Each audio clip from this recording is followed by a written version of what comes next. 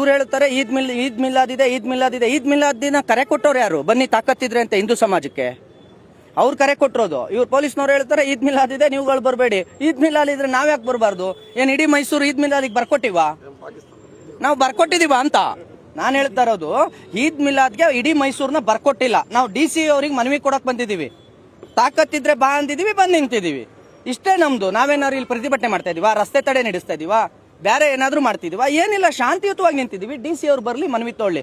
DC ಅವರು, ಹಿಂದೂ ಕಾರ್ಯಕರ್ತರು, ಹಿಂದೂ ಸಂಘಟನೆಗಳು ಯಾವುದೇ ಮನವಿ ಕೊಡಕ್ ಬಂದ್ರು ತಗೊಳ್ತಾ ಇಲ್ಲ. ಪಕ್ಷಪಾತವನ್ನ DC ಅವ್ರು ಮಾಡಬಾರ್ದು. ಒಂದು ಜಿಲ್ಲೆಗೆ ದಂಡಾಧಿಕಾರಿಗಳಿದ್ದಾರೆ.